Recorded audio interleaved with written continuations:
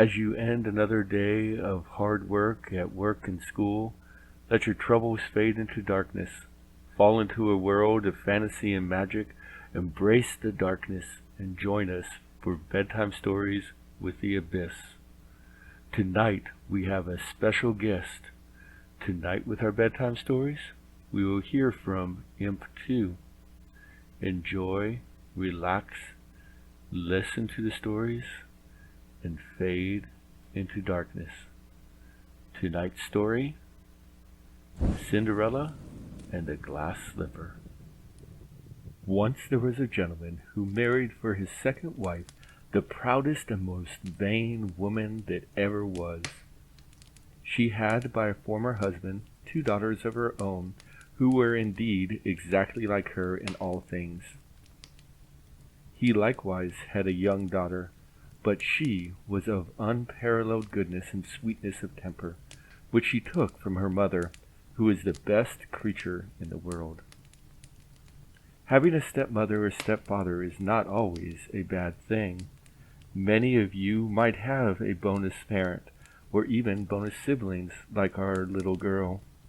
Unfortunately for our little lady, she did not end up with such a lucky pairing. As soon as the wedding was over, the stepmother began to show her true colors.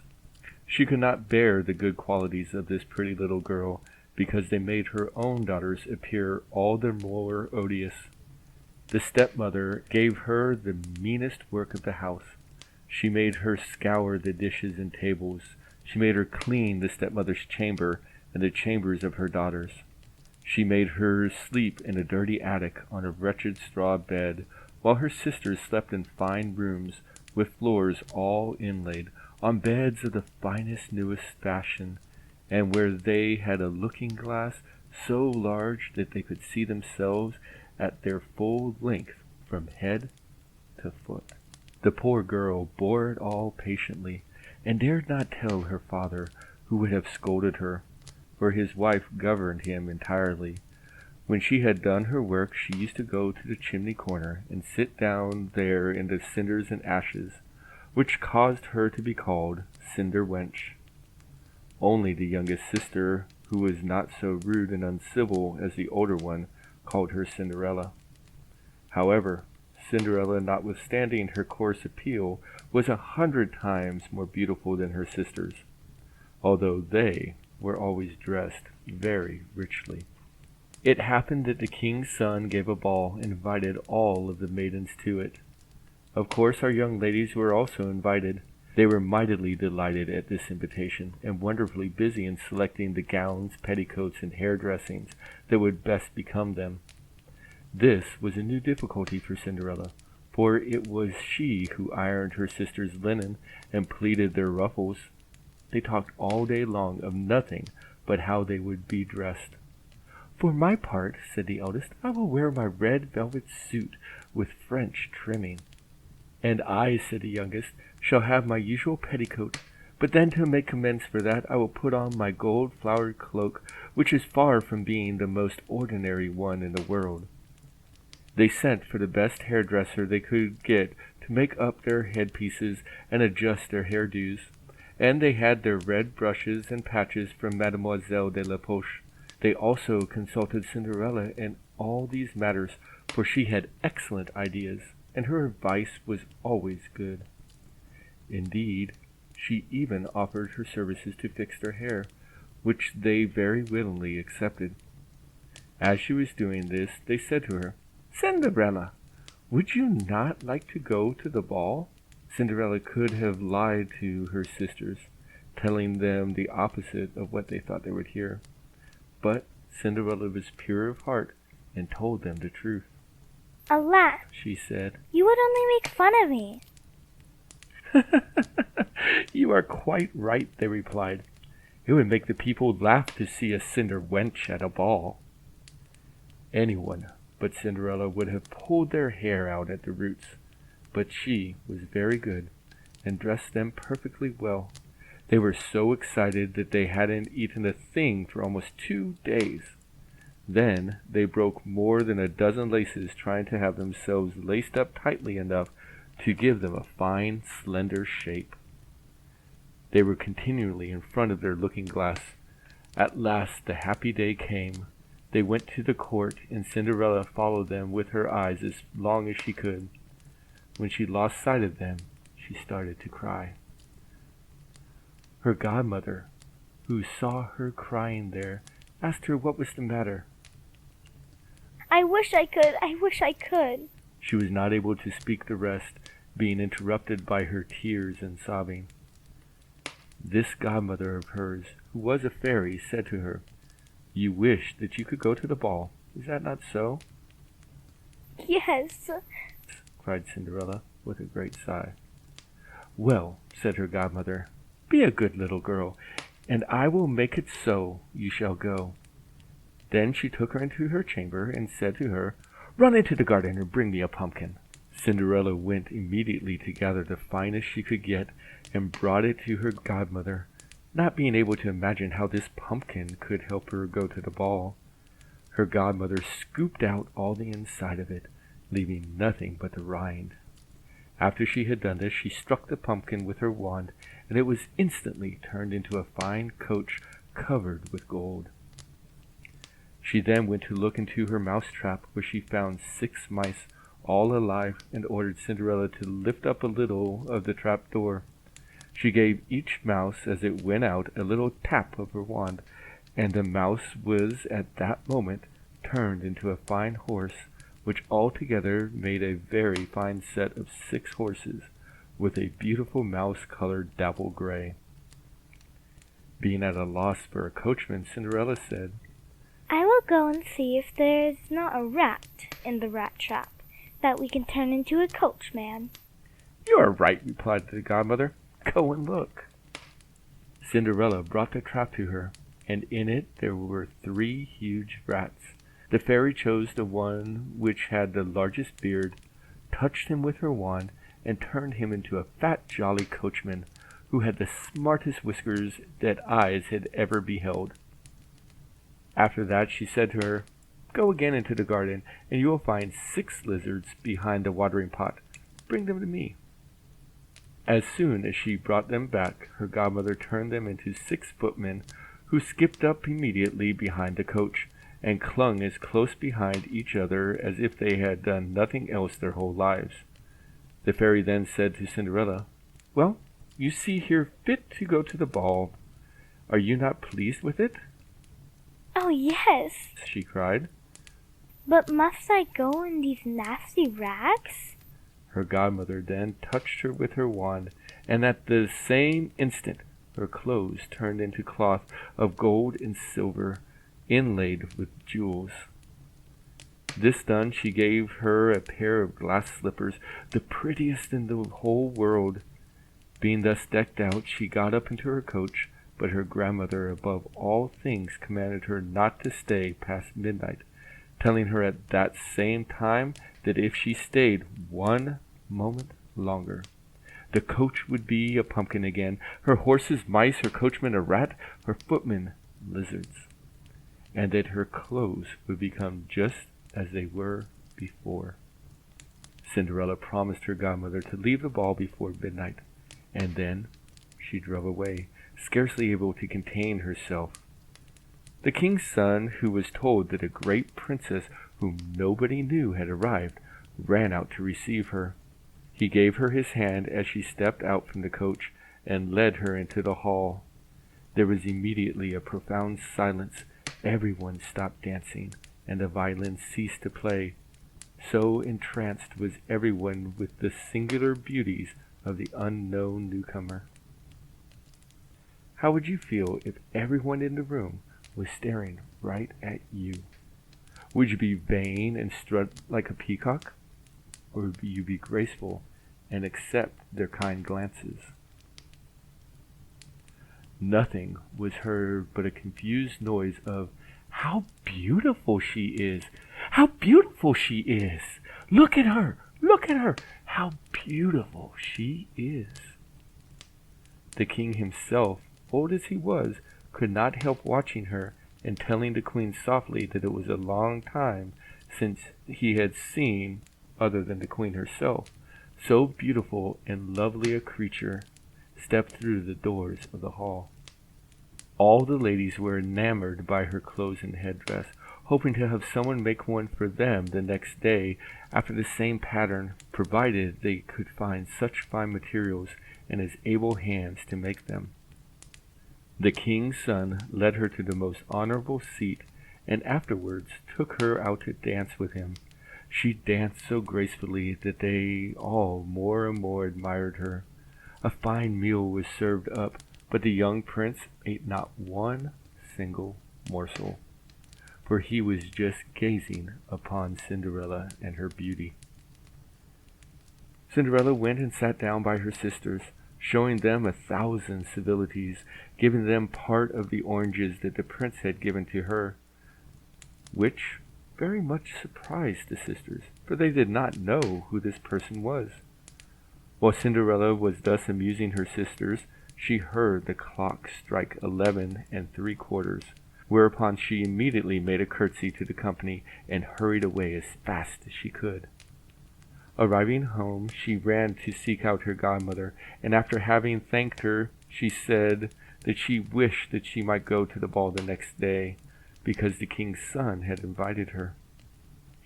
As she was eagerly telling her godmother everything that had happened at the ball, her two sisters knocked on the door, which Cinderella ran and opened.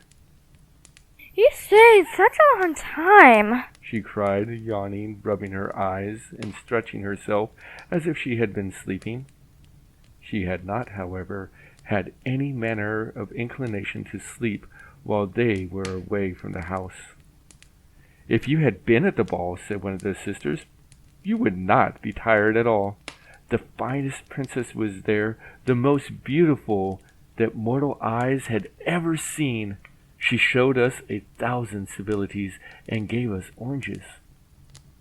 Cinderella seemed very indifferent in the matter.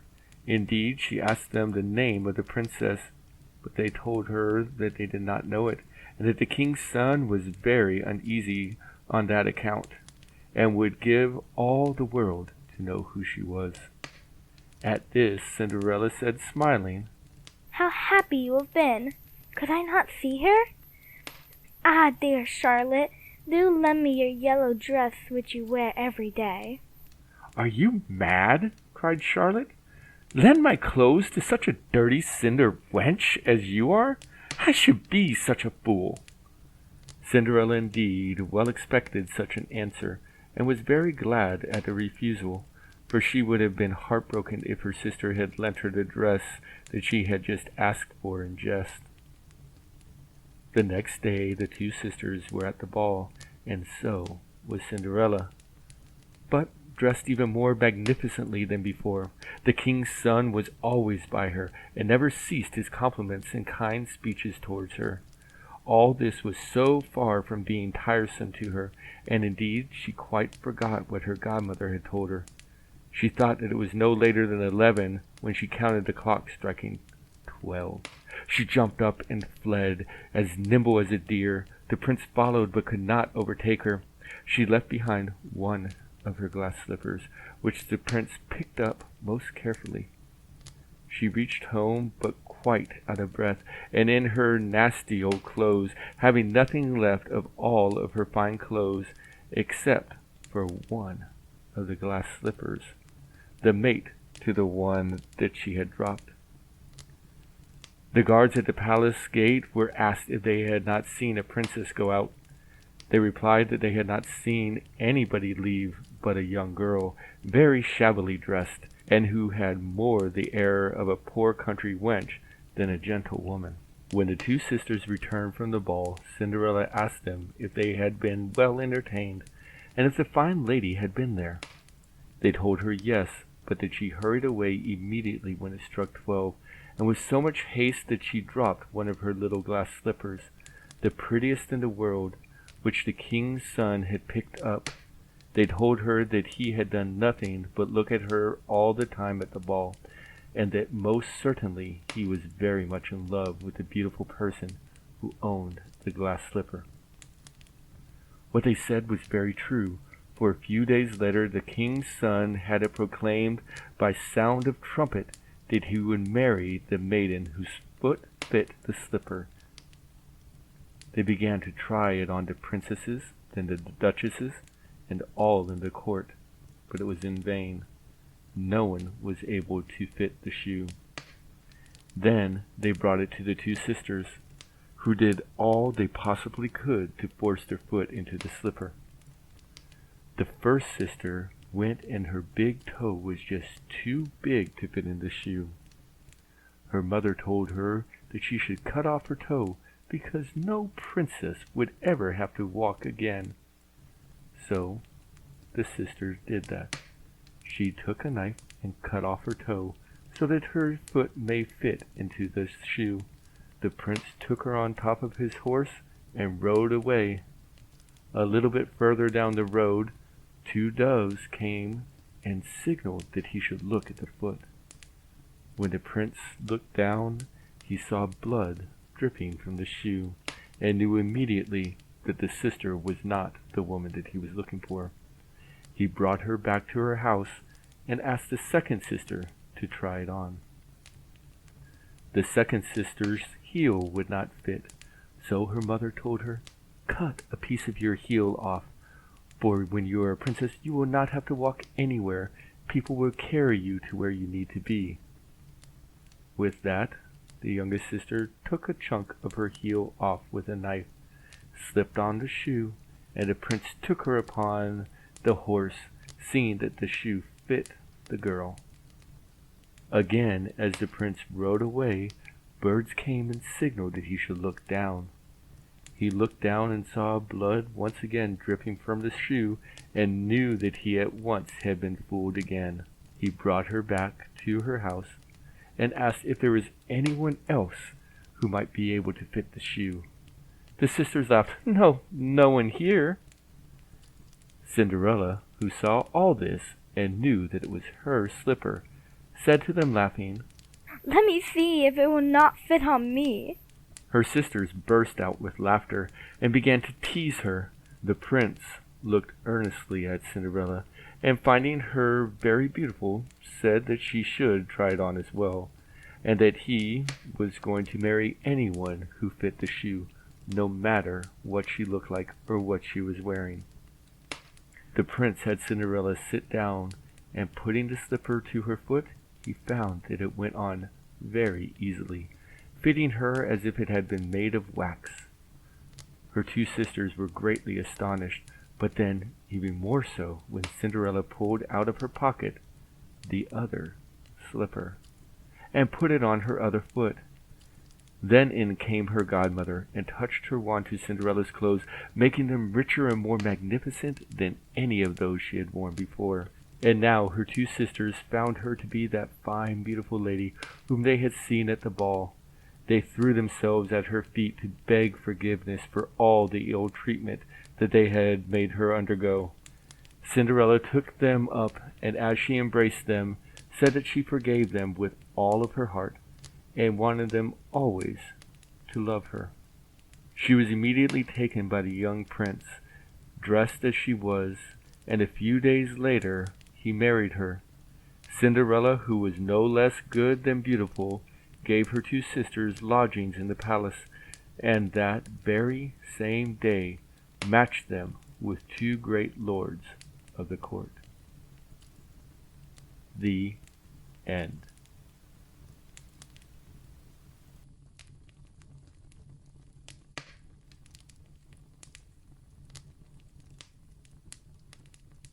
Thank you for joining us for another episode of Bedtime Stories with the Abyss.